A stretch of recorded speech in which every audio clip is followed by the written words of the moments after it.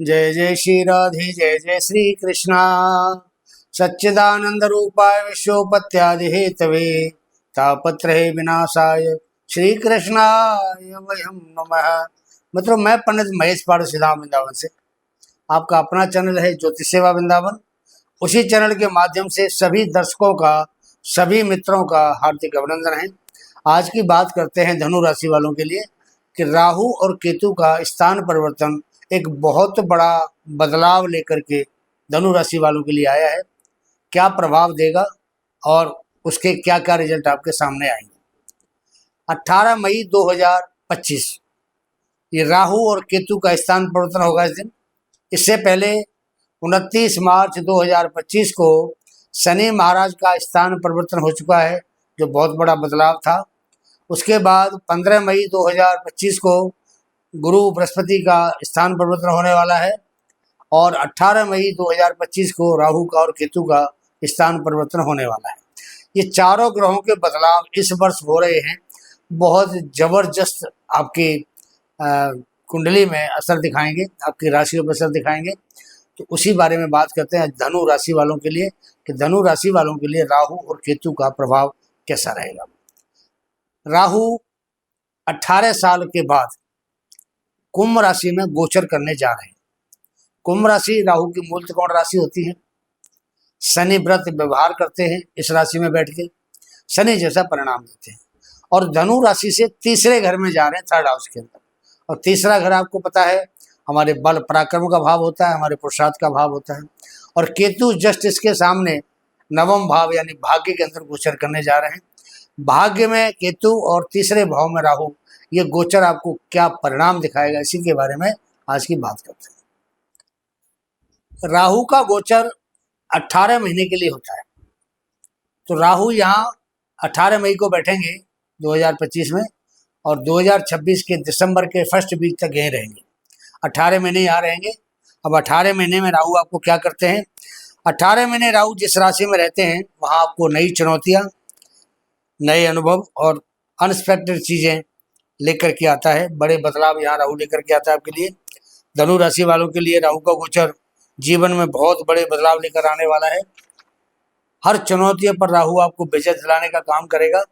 ये राहु का गोचर धनु राशि वालों के लिए कैरियर में और आर्थिक स्थिति में बहुत बड़ा बदलाव लेकर आएगा। ये आपकी निजी जिंदगी को एक नया रास्ता दिखाएगा, आपको आगे बढ़ने के लिए अपॉर्चुनिटी देगा। राहु के देखो कई नाम हैं।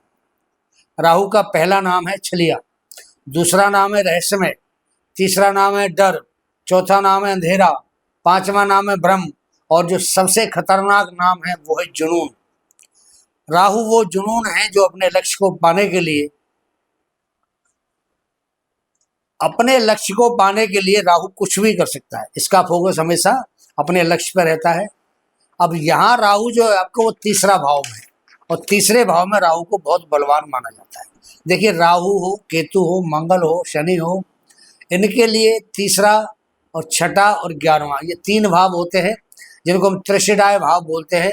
इन भावों के अंदर ये ग्रह बहुत बलवान होते हैं और राहु का तीसरे भाव में बैठना बहुत बली माना जाता है। इस भाव में बैठ करके आपके लिए राहु बहुत अच्छे काम करने वाला, अच्छी पावर दिखाने वाला, अच्छे प्रकार आपको हैंडल करने वाला राहु होता है। अब राहु यहाँ आपका 2 प्रकार का होगा। एक तो होगा अच्छा राहु जो आपकी जन्म कुंडली में इसकी पोजीशन अच्छी होगी, और दूसरा होगा खराब राहु। दोनों राहु की बात करेंगे कि अच्छा राहु आपको क्या परिणाम देगा और खराब राहु आपको क्या परिणाम देगा। पहले बात करते हैं अच्छे राहु की। देखो तीसरे भाव में राहु बहन भाइयों का जो है ना आपको सुख देता है, अच्छा प्यार बढ़ाएगा, मेलजोल बढ़ाएगा, सुख देगा। लेकिन यहाँ जो राहु है थोड़ा सा स्वार्थी हो जाता है, क्योंकि धनु राशि से ये तीसरे भाव में बैठा, धनु राशि के लिए ये कारक नहीं होता, इसलिए थोड़ा सा यहाँ स्वार्थी हो जाता है और थोड़ा सा विद्रोही स्वभाव हो जाता है इसका।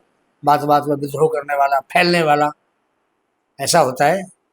वैसे ये यहाँ योग कारक बन के बैठा है तो तीसरा भाव है, तीसरे भाव में बली होता है।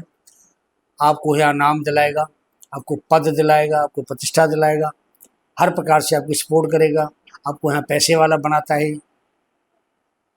सुंदर पत्नी भी आपको दिलाता है यहाँ बैठ करके।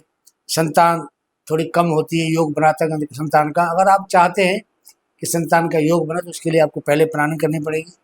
यहाँ राहु बहुत साहसी, बहुत पराक्रम वाला और आपके पराक्रम को भी बढ़ाने वाला होता है। अगर ऐसे में जो राहु किसी का तीसरा बैठा है और उसकी महादशा भी होती है, तो राहु यहाँ आपकी यश कीर्ति को बढ़ाने वाला होता है। समाज में, राजनीति में आपका नाम कराता है, मान सम्मान बढ़ाता है। आपकी जो भी समस्याएं होती हैं और उस समस्याओं का समाधान राहु चुटकियों में निकाल देता है। हर विघ्न बाधा को दूर होकर के आपके हर काम को पूरा कराता है राहु। आत्मविश्वास, कॉन्फिडेंस लेवल आपका बहुत बड़ा चला रहता है। बड़े प्रोजेक्ट, बड़े कार्य आपके बड़े आसानी से पूरे हो जाते हैं। आपकी जो भी इच्छाएं होती हैं वो सारी इच्छाएं आपकी पूरी होती हैं। व्यापार, रोजगार, दैनिक रोजगार अच्छा चलता है। समाज में मान्यता मिलती है। आपकी कार्य कुशलता में, प्रतिष्ठा में वृद्धि होती है। अब राहु ये कैसे करता है आपको डिटेल में समझाते हैं सारी बातें। तीसरे भाव का राहु बहुत बलवान माना जाता है। आपसे यात्रा बहुत कराएगा, खास करके व्यापार के लिए यात्रा कराएगा, बिजनेस के लिए यात्रा कराएगा, आपके काम के लिए यात्रा कराएगा। आपको विदेश भ्रमण भी करा सकता है राहु तीसरे भाव का। विदेश की यात्रा भी करा सकता है, शिक्षा के लिए, व्यापार के लिए, परमानेंट वहाँ सेटल होने के लिए राहु बहुत बढ़िया ग्रह। तीसरे भाव में बैठ के राहु मीडिया का कारक होता है। मीडिया से जिनका संबंध है, जो लोग फिल्म की लाइन में काम करते हैं, फिल्म प्रोड्यूसर हैं या कोई फिल्म बनाने वाले हैं, टीवी सीरियल बनाने वाले होते हैं ऐसे लोग, कोई म्यूजिशियन है, डांसर है, सिंगिंग है, जो सिंगर वगैरह होते हैं, और ऐसे लोगों के लिए राहु बहुत बढ़िया प्रभाव देने वाला होता है आपके लिए, क्योंकि राहु मीडिया का कारक होता है। और जो लोग मीडिया में काम करते हैं ऐसे लोगों के लिए राहु बहुत बलवान और बड़ा अच्छा 100% रिजल्ट देने वाला होता है। राहु तीसरे भाव से बैठ करके इसकी जो दृष्टि है राहु की, वो आपके सप्तम भाव पर जाती है। सप्तम भाव हमारे व्यापार का भाव होता है, या मिथुन राशि है, इसकी मित्र राशि है। तो व्यापार में आपको तरक्की के नए आयाम देगा, नई ऊंचाई पर पहुंचा देगा आपको। यहाँ बृहस्पति का भी गोचर हो रहा है। तो यहाँ से बृहस्पति और राहु का जो योग है वो नव पंचम दृष्टि योग बना हुआ है। बृहस्पति राहु को नौवीं दृष्टि से देखते हैं और राहु बृहस्पति को पंचम दृष्टि से देखते हैं। हालांकि जब राहु की दृष्टि सप्तम भाव पर आती है तो पति पत्नी में मतभेद होने के चांस होते हैं, लेकिन यह बृहस्पति के गोचर करने से वो चीज समाप्त हो जाएगी। अब राहु जब तीसरे भाव में, बृहस्पति सप्तम भाव में, तो विवाह शादी के योग बनेंगे आपके। शादी इनकी नहीं हो रही है, विघ्न आ रहे थे, बात बात में कहीं ना कहीं कोई रोड़ा अटक जाता था, बात बनती थी, खत्म हो जाती थी, आगे नहीं बढ़ पाती थी, तो अब वो समस्या खत्म हो जाएगी। क्योंकि बृहस्पति भी यहाँ 15 मई से आपके सप्तम भाव में आ गए, तो विवाह शादी के बंधन आपके खुलेंगे, बंधन में आप बंधेंगे, शुभ कार्य होंगे आपके लिए। और पति पत्नी के बीच काफी समय से जो मन मालिन्य फैला हुआ था, मन में एक तनाव फैला हुआ था, मतभेद फैला हुआ था, वो सब खत्म हो जाएगा। व्यापार की दृष्टि से ये बहुत बढ़िया समय है, क्योंकि राहु दृष्टि डाल रहा है सप्तम भाव पे, वहां बृहस्पति बैठे हैं। तो बिजनेस व्यापार के लिए राहु यहाँ आपको हर प्रकार का आर्थिक सहयोग देने के लिए बिल्कुल तैयार है, और बृहस्पति आपको धन देने के लिए तैयार है। राहु की जो दूसरी दृष्टि है साथ में, वो आपके भाग्य पर जाती है। भाग्य में ऑलरेडी केतु बैठा हुआ है। अब केतु जो है धनु राशि का मित्र होता है, और मित्र जब धन इसमें भाग्य के भाव में बैठता है, धर्म के भाव में, ये धर्म त्रिकोण होता है, इसमें जाके बैठता है, शुभ परिणाम देता है। आपको भाग्य का सपोर्ट मिलेगा हर प्रकार से। पैतृक संपत्ति का अगर कोई विवाद चल रहा है, केतु खत्म करा देगा आपके लिए। मुकदमेबाजी कोई आपके साथ चल रही है, किसी प्रकार का कोई कोर्ट केस बना हुआ है, उसका फैसला आपके हक में होगा। यहाँ बैठ करके राहु आपकी नौकरी में आपके स्थान परिवर्तन का योग बनाता है, अच्छा योग बनाता है। ये नहीं कि नौकरी का ट्रांसफर का आगे आप धक्के खाते रहोगे, ऐसा नहीं। ट्रांसफर कराएगा, अच्छी जगह कराएगा जहाँ आपको मान प्रतिष्ठा और आपको वहाँ प्रमोशन भी प्राप्त होगा। धर्म भाव है, तो यहाँ पर व्यक्ति धार्मिक यात्रा करता है, धर्म के कार्य करता है। लेकिन यहाँ एक बात जरूर है, अगर केतु दसम भाव, नौवें भाव में बैठता है और राहु से दृष्ट होता है, तो होगा ही दृष्ट, आमने सामने बैठते हैं, तो थोड़ा पिता के लिए स्वास्थ्य ठीक नहीं रहेगा। ये थोड़ा आपको पिता के बारे में सोचना पड़ेगा कि पिता का स्वास्थ्य आपका ठीक रहे।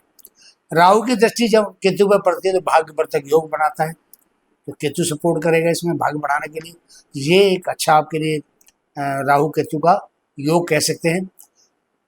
राहु की जो दृष्टि है, 9th दृष्टि, जो 9वीं दृष्टि होती है, वो पड़ रही है आपके 11वें भाव पर। अब 11वां भाव क्या है? तीसरा, छठा और 11वां, 3 भाव तृष्णाय भाव में। राहु एक तृष्णाय भाव में बैठा है, दूसरे तृष्णाय भाव को देख रहा है, तो एक बलवान ग्रह जब दूसरे उस बलवान स्थान को देखेगा जो तृष्णाय भाव है, तो वहां तो वो और ज्यादा बली हो जाता है। तो राहु की दृष्टि जब आपके एकादश भाव में जाएगी, आपकी हर वो इच्छा जो अब तक अधूरी थी, वो आपकी हर इच्छा पूरी कराएगी। बहुत सारे काम आपके पेंडिंग पड़े थे, उन कामों को पूरा कराएगा, आपको आर्थिक स्थिति बढ़िया कराएगा, आपके व्यापार में लाभ कराएगा, क्योंकि लाभ भाव होता है। अब लाभ कहाँ से मिलेगा हमें? काम धंधे से मिलेगा, व्यापार से मिलेगा, नौकरी से मिलेगा। अब राहु यहाँ देखेगा तो चीजों में वृद्धि करेगा, जब भी हमें लाभ प्राप्त होगा, अदरवाइज नहीं हो सकता है। तो राहु आपको व्यापार की दृष्टि से व्यापार बढ़ाएगा, आपके नौकरी की जो चांसेस है उसको बढ़िया करेगा, जॉब लेस है तो जॉब मिलेगा आपको, पक्का बात है। और उसके बाद में आपके लिए एक ऐसे रास्ते खोलेगा कि आपकी जो कोई पुरानी इच्छा होती है मन में, मेरा ये काम हो जाए, ये काम हो जाए, तो सारे काम आपके पूरे कराएंगे। मतलब मनोकामना का भाव होता है, आपकी जो मन में मनोकामना है, कुछ ऐसे आपके सपने होते हैं जो पीछे काफी समय से पूरे नहीं हो पा रहे थे, क्योंकि धनु राशि के लिए राहु पहले आपके चौथे भाव में था, और चौथे भाव का राहु बढ़िया परिणाम नहीं देता है। तो इसलिए जब राहु चेंज होगा और आपके तीसरे भाव में आएगा, तो आपकी हर वो मनोकामना जो अधूरी पड़ी हुई जिसको पूरी कराने की राहु पूरी पूरी जिम्मेदारी लेगा। क्यों? राहु एक जुनून है, अपने लक्ष्य को पाने के लिए कुछ भी कर सकता है। आपकी मनोकामना पूरी करने के लिए ये अपना सिर भी कटा सकता है, कोई दिक्कत नहीं। अगर आपका राहु खराब हो, ये तो मैंने आपको बताया कि राहु अगर आपका अच्छा है तो पोजीशन क्या होगी। अगर बाय द वे आपका राहु खराब है तो आपने क्या करना, और खराब है तो आपको क्या परिणाम देगा, ये जानना बहुत जरूरी है। आप जो चैनल देख रहे हैं ज्योतिष सेवा वृंदावन, ये आपका अपना ही चैनल है। तो जो दर्शक पहली बार हमारे चैनल को देख रहे हैं, निवेदन है कि वो सबसे पहले चैनल को सब्सक्राइब कर दें, बड़ी मेहरबानी होगी।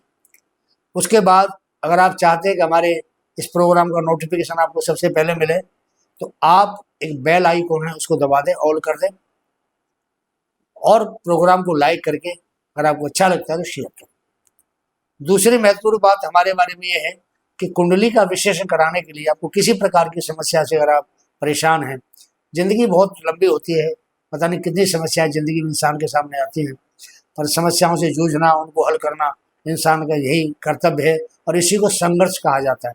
कहते हैं ना कि life is struggle, struggle is life, यही है जिंदगी जीना, संघर्ष के साथ जीना, फिर जीतना, फिर हारना, फिर जीतना, फिर हारना। अगर आप जिंदगी में किसी प्रकार की परेशानियों से दो चार हो रहे हैं, अपनी डेट ऑफ बर्थ जन्म कुंडली भेजिए, पाइए अपनी कुंडली का सटीक और सरल साधन के साथ उपाय।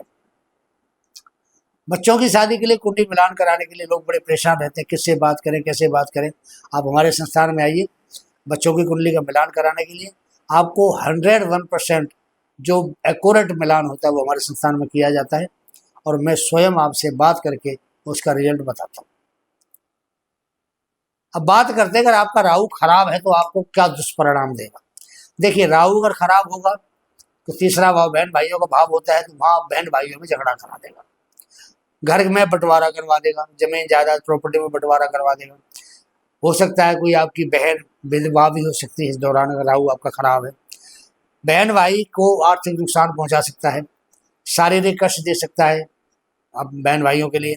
कहीं आप यात्रा करने जाते हैं तो आपको यात्रा में कष्ट देगा, व्यापार आपका मंदा चलेगा, व्यापार में आपको तरक्की नहीं होगी, नौकरी अगर छूट गई तो दोबारा मिलना आपको भारी पड़ जाएगा, भाग्य आपको सपोर्ट नहीं करेगा, पड़ोसियों से आपका लड़ाई झगड़ा हो सकता है।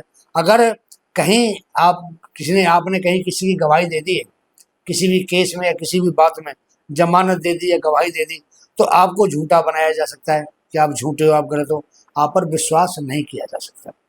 राहु खराब कब होता है? जब राहु 8वें भाव में हो, राहु 12वें भाव में हो, राहु मंगल के साथ हो, या राहु किसी और पाप ग्रह के, सूर्य के साथ हो, मंगल के साथ हो, यहाँ तक कि शनि के साथ भी हो, तब राहु जो है आपका खराब होता है, और 8वां 12वां भाव राहु के लिए अच्छा नहीं माना जाता। अब उपाय क्या करना है आपको ये बता देते।